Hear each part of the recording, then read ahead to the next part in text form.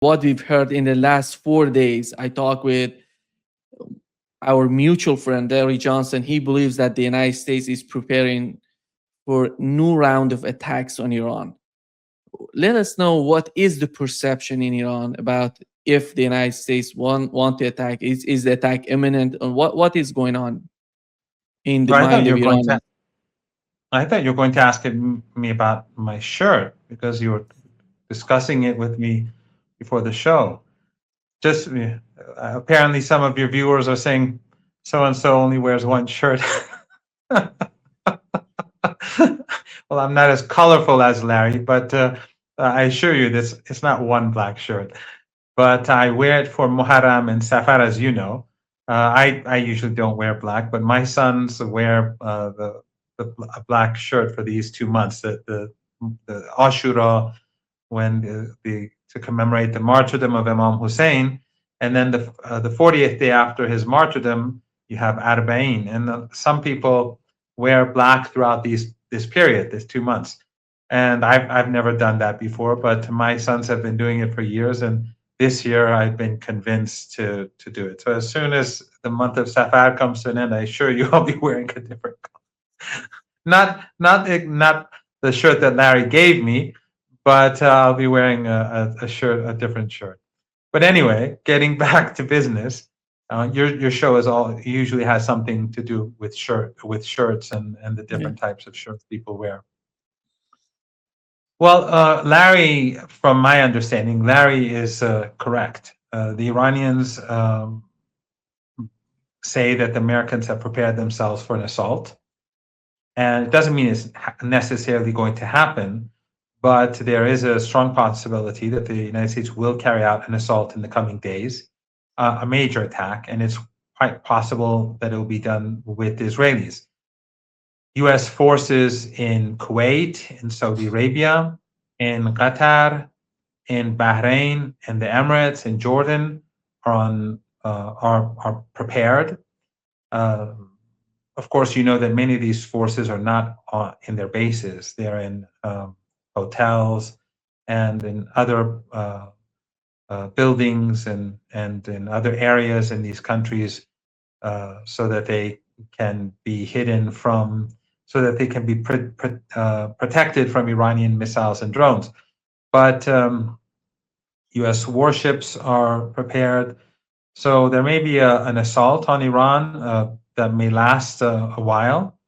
No one knows for certain. The United States may back down, but they are preparing for an assault, and they brought in extra uh, troops, ammunition, um, and jets for this assault, and of course in Israel too. I mean, whenever I say the U.S., I'm the U.S. and the Israeli regime. You can inter-exchange them, but it's not clear if there's an attack, if the Israeli regime will participate or not. But in any case, the Iranians are on full alert. And as we know, the Iranians have said very clearly that if strikes are carried out against the country's infrastructure, Iran's response will be decisive. It will destroy Israeli regime infrastructure, but also Saudi, Emirati, Kuwaiti, Bahraini, Qatari infrastructure, and it will demolish these countries if Trump carries out his threats on Iran. And of course, we've discussed this many times before. It will lead to a collapse in the global economy because it will no longer matter if the Strait of Hormuz is open or not. And also, there won't be any oil exported from the Caucasus either under those circumstances. So, the Americans um, are are moving towards a very, very dangerous phase. Uh, and of course, the United States is being pushed by Netanyahu, the Israeli regime, and the Zionist lobby. They need to achieve something before, or they feel the need to achieve something before the elections in late October. The elections in Israel are in, I think, October the 27th or so, and in the United States, I think it's November the 3rd. There are also alternative plans. It's been said that uh, Netanyahu's allies are going to carry out possibly carry out major atrocities in the West Bank in order to ethnically cleanse the West Bank and have Palestinians leave, like in when the Israeli regime was created, where they removed the Palestinians from the land. Uh, in order to win the election, they may carry out Netanyahu's allies may carry out some. I mean, the outrages in the West Bank are just beyond belief, but they want to take this to a new level in the coming weeks. So we'll have to wait and see what happens. The next 2.5 months are going to be very, very dangerous. And of course, meanwhile, the siege on Iranian ports continues, and Iran has effectively carried out a counter siege by keeping the Strait of Hormuz shut. And with the conflict between Yemen and Saudi Arabia, the situation for the world is going to get worse and worse until the United States ultimately will be forced to back down. We've learned in the last yesterday. We've learned that many of officials have been replaced or been appointed in Iran. The head of National Security Council, Mohsen Rezai, came, and we had Ahmad Vahidi being the head of IRGC. What is that? What is the message? What is happening inside Iran, and what is the main reason of these new appointments? Well, some of these people are not really. There haven't been changes. Some of them have been in charge, but their names were not declared for security reasons because of the potential for war. But I think by announcing the names, it just shows that the Iranians are much more confident about the security of their officials now in case of war. And that, as the United States, some are saying that the Americans are preparing themselves for war. Well, so are the Iranians. Every day that goes by, the Iranians are preparing they're building more missiles, more drones. They're expanding their underground missile bases. They're expanding their command and control structures. They are developing new technology, new missiles, new drones, and they're enhancing their ability to block a land assault and to be able to carry out operations in the Strait of Hormuz, the Persian Gulf, and in the Arabian Peninsula. So these announcements, I think, are a sign of confidence in their position. Also, we saw that Ayatollah Seyed Mujtaba Khamenei, had a 7 to 8 hour meeting with President Pezeshkian, which I think is very significant. A 7 8 hour meeting is, pretty difficult. It's a very, very long meeting, but I think it just shows the degree of coordination that exists. But also, it just shows how things in Iran are normalizing despite the threat of war. The military leaders, their names have been announced. The leader and the president are having regular meetings, and they're fully coordinated. So I think all of this is a sign that Iran is prepared for the next stage. The most important change is Mohsen Rezai, Dr. Mohsen Rezai, becoming the chair of the Supreme National Security Council. I think this is a signal that Iran is going to be more assertive in dealing with the Trump regime. And also on the last day of the previous chair's time in the previous chair of the Supreme National Security Council's leadership of the council, he put out a statement, as we all know, saying that the only way that we'll have peace with the United States is if certain conditions are met. Some people are saying that is different from the MOU, but that's not the case. But it is saying that the MOU has to be fully implemented. It's a maximalist approach to the MOU. And so, for example, in the MOU, in Article 1, it speaks about Lebanon and regional allies, right? But here in that letter, All fronts. They call it all fronts. Yeah. Yes, all fronts. In this letter by the outgoing chair of the Supreme National Security Council, Palestine is mentioned specifically, so is Yemen, and so is Iraq alongside Lebanon. And it's not even Gaza, it's Palestine. So this is something that I've been saying on your show many times, that uh, in the MOU, Gaza is included. And Dr. Ghalibaf, the chief negotiator, has said this to a number of Palestinian delegations and to the Palestinian leader, the leader of Hamas, who he spoke with on the phone. So, but this has been it has been more clear that without an end to the genocide in Gaza, without an end to the war on the Palestinian people, this doesn't come to an end. Now, some may say that, well, then there's not going to be an agreement. That's something that the United States will have to think about, because they don't control the Strait of Hormuz. So the outgoing chair, who was, I think, not as assertive as Dr. Mohsen Rezai, his final statement was very hard, was very harsh, was very, let's say, was strong. But I think Dr. Rezai's appointment is a sign that Iran is going to be more assertive.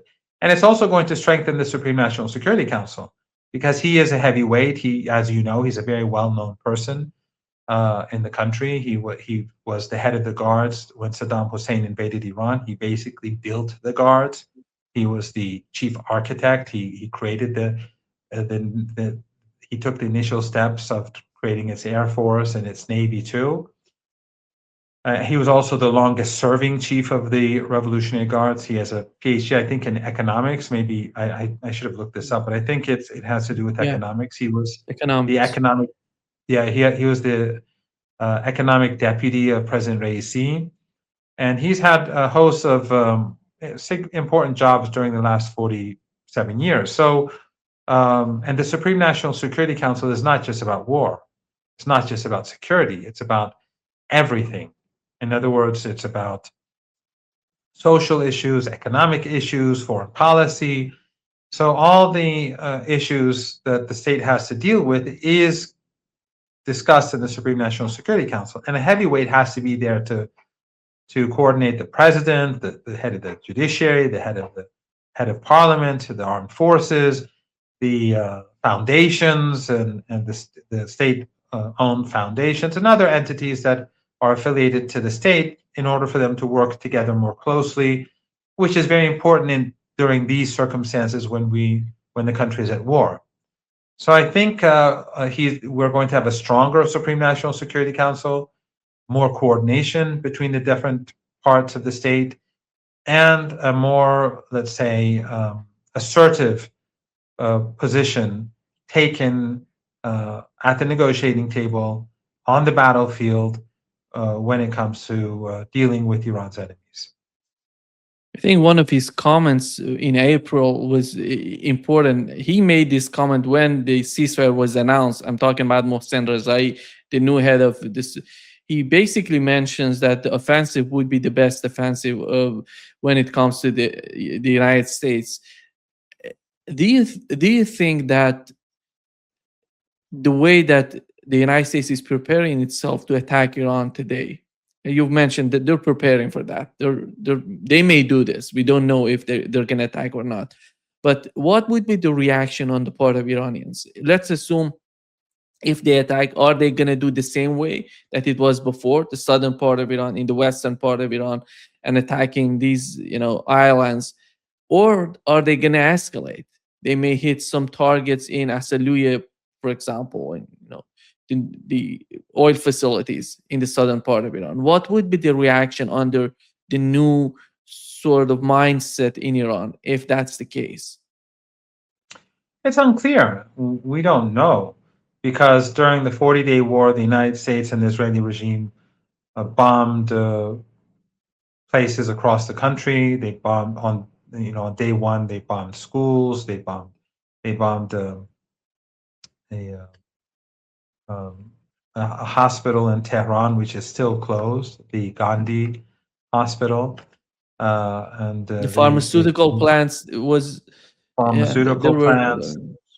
Yes, the steel industry They also bombed a sports complex, killing a lot of girls who were playing volleyball, and they used a new missile to do it. And but during the 13-day war, where they after the U.S. violated the MOU and undermined it and restarted the war, they used a different pattern. The strikes were mostly focused on targets in the Persian Gulf region, the Strait of Hormuz. They still bombed schools and hospitals. I mean, the hospital in Ahvaz, the children's cancer hospital, was they bombed the complex, and the hospital was evacuated. I don't know if it's still empty or not, but they've destroyed health centers and public facilities, and they've murdered many people in their cars and uh, families. On Qeshm Island, they bombed a family home, murdering a husband, wife, and their daughter and their son, their 18-month-old son, and two other children were left as orphans, wounded but survived. So, but the pattern was different. They didn't bomb the entire country. So it's unclear what happened next. But and I think this is very important, Nima. Look at Iran as over the past couple of years. First, they began with True Promise One, and in True Promise One, they were checking to see what capabilities the Israeli regime had. The Americans and the Israelis wasted a lot of air defense missiles to take down Iranian drones and missiles. In True Promise 2, the Iranians became more effective, also forcing them to waste a lot of their defenses. And then, but as we moved forward, then the 12-day war, then the 40-day war, we saw that the Iranian capabilities became better and better. And then during the 13 days of fighting, when the United States attacked Iran again after the United States wrecked the MOU, they attacked Iran for 13 days, and after 13 days they stopped it, but Iran attacked for a couple more days. The Iranians improved their capabilities, were even better than during the 40 days of fighting. So Iran has been consistently getting better on the battlefield. Its capabilities are improving. And as we speak, the Iranians are preparing for the next phase. So although the Iranian economy is obviously hurting, and there's inflation and difficulty, but the Iranian armed forces are more prepared than ever before. So if the United States strikes, I think that the pain that the Iranians will inflict will be enormous. But the Iranian response will depend on the nature of US strikes. But in any case, those countries that are assisting the United States in this war of aggression, Saudi Arabia, Jordan, the Emirates, Kuwait, Bahrain, Qatar, and so on, and Oman, uh, they all they have nothing to complain about if Iran strikes back, because they are a part of this war, and they are allies of the United States. They have assisted the United States and the Israeli regime in any way or form possible. They assisted the Israeli regime because during the 40-day war, the Saudi territory was being used, and so was the territory of Qatar and others, where their airplanes, their planes would fly and then refuel Israeli jets. So they were effectively, by assisting the United States, they were assisting the Israeli regime too. So it's not as if the Saudis and the Qataris and the Emiratis and the Kuwaitis were just helping the United States or the Jordanians. They were helping the Israelis, both during the 12-day war, because Israeli jets need American refuelers, refueling planes.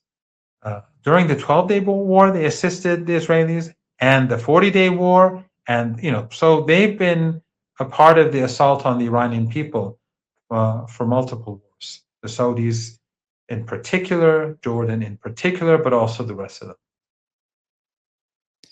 Saudi Arabia is continuing the war against Yemen inside Yemen. And last night we've learned that at least 4 or 5 of these commanders, brigaders, generals in Yemen were hit by drones and missiles from Houthis, from Ansarullah. It means I'm talking about the pro-Saudi or Saudi forces in Yemen fighting Ansarullah.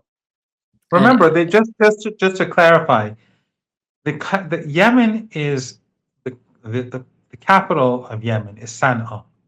It is controlled by Ansarullah and its allies. The government of Yemen is the government that is in Sana'a. For well over a decade, the Saudis and the Emiratis and the West and these regimes in the Persian Gulf and Egypt and Turkey and everyone worked together and helped the Saudis and the Emiratis to dislodge Ansarullah and its allies from Sana'a.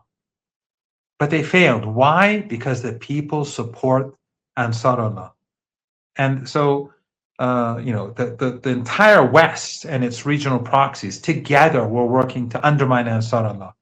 And they carried out a genocidal war, just like in Gaza. They starved the people, they slaughtered people, they bombed schools, hospitals, they bombed weddings and school buses and funerals. They did all the sort of the things that we would see in Gaza. Only it was done in silence. The global support, the regional support that we saw grow after Gaza, we didn't see that with Yemen. It was just Iran that supported the people of Yemen, and people, many people in the West who were protesting, who were trying to put pressure on the United States to change its policies. But there was no sympathy. Despite all that, when Gaza was under assault, it was Yemen, it was Ansarullah that stood up for Gaza, not the Saudis, not the Emiratis, not Turkey, not Egypt, not Jordan, not any of these countries. And that's why the United States attacked them. So the government of Yemen, the real government of Yemen, is the government in Sana'a. That means Ansarullah, what the West likes to call the Houthis. But it's not really Houthis. It's much broader than a tribe. It's the vast majority of the people of Yemen. 80% of the population of Yemen live in the territories controlled by the government in Sana'a. So you're absolutely correct. The Saudis have been using their mercenaries, because they are mercenaries, to attack Ansarullah during the last few days, but they failed. The Ansarullah has been striking them hard across the board. And again, so even though the Saudis, they speak of the legitimate government in Yemen, that's the government that was endorsed by the UN Security Council, was only endorsed because of Saudi wealth and Emirati wealth. Otherwise, it's not the legitimate government. It's only the government on paper. The real government is the government that's in Sana'a, the capital, and they've done a very good job over the last few days defending the country against the Saudis and their mercenaries.